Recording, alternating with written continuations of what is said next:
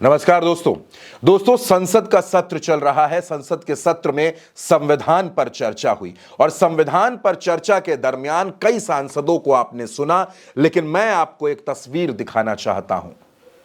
मैनपुरी से सांसद डिंपल यादव और मछली शहर से सांसद प्रिया सरोज, दोनों संसद में बिल्कुल अगल बगल बैठी हैं, एक दूसरे के पास बैठी हैं। अब डिंपल यादव की बेहद करीबी मानी जाती हैं प्रिया सरोज। यह माना जाता है कि पहली बार सांसद बनी और बेहद कम आयु की सांसद, महज 26 साल की सांसद प्रिया सरोज डिंपल यादव की फेवरेट हैं। डिंपल यादव को प्रिया सरोज पर जबरदस्त भरोसा है और आज ये बॉन्डिंग देखने को भी मिली। दोस्तों, किस तरह से ये बॉन्डिंग देखने को मिली वो भी आपको बताएंगे, लेकिन उससे पहले आप देखिए कि संसद में किस तरह प्रिया सरोज ने शेरो शायरी सुनाकर हर किसी का ध्यान अपनी ओर खींच लिया। सत्ता में बैठे लोगों ने कैसा हिंदुस्तान कर दिया, बेजान इमारतों को हिंदू मुसलमान कर दिया। भारत का संविधान हमें देता है संदेश, भारत का संविधान हमें देता है संदेश, हम सब बाद में सबसे पहले हमारा देश। जय भीम, जय समाजवाद। अब दोस्तों, आप देख रहे हैं प्रिया सरोज को और डिंपल यादव को, दोनों को गौर से देखिए,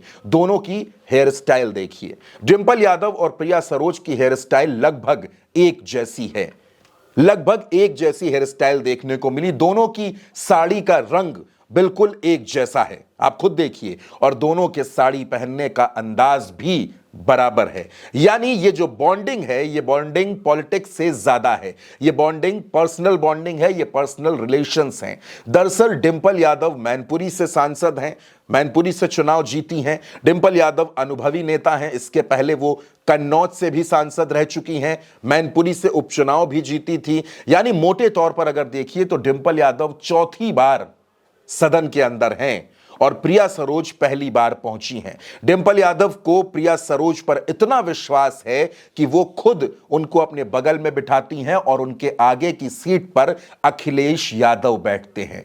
दोस्तों, प्रिया सरोज तूफानी सरोज की बेटी हैं। तूफानी सरोज जौनपुर की केराकत सीट से मौजूदा विधायक हैं, पहले सांसद भी रह चुके हैं, समाजवादी पार्टी के बड़े मजबूत और कद्दावर नेता हैं।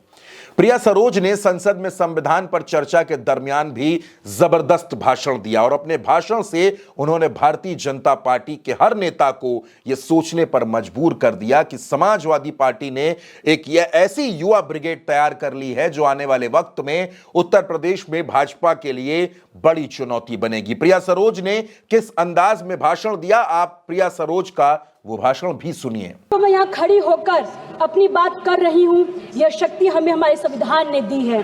हमें गर्व है कि हमारी पार्टी के स्वर्गीय मुलायम सिंह जी और हमारी पार्टी के अध्यक्ष श्री अखिलेश यादव जी हमेशा संविधान के मूल्य की रक्षा की और सामाजिक न्याय के लिए संघर्ष किया।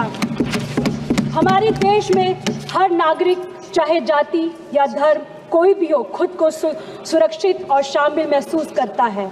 लेकिन आज के दिन हमें यह सोचने की ज़रूरत है कि क्या हम संविधान के आदर्शों के अनुसार चल रहे हैं। 2014 से पहले भारत धर्मनिरपेक्षता, समानता और न्याय के प्रतीक था। 2014 से पहले सभी सरकारों ने संविधान का आदर किया था, लोकतंत्र, धर्मनिरपेक्षता को सुरक्षित रखा। पिछले 10 वर्षों से जब से एनडीए सरकार सत्ता में आई, इस सरकार ने संविधान की संस्थाओं पर निरंतर आघात करना जारी रखा। विकास के वादे पर विनाश की एक अंतहीन कथा रखी है। सरकार की नीतियां एक धर्म और प्राथमिकता देकर धर्मनिरपेक्षता को कमजोर कर रही है। तो दोस्तों, आपने देखा किस तरह से प्रिया सरोज और डिंपल यादव की एक अलग बॉन्डिंग देखने को मिली।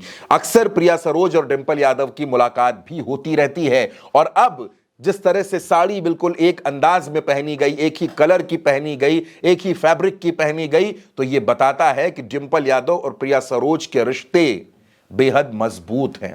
दोस्तों, इन दोनों के रिश्तों पर आप जो भी सोचते हो अपनी राय कमेंट बॉक्स में जरूर बताइएगा और उल्टा चश्मा यूसी को सब्सक्राइब करना बिल्कुल मत भूलिएगा। नमस्कार।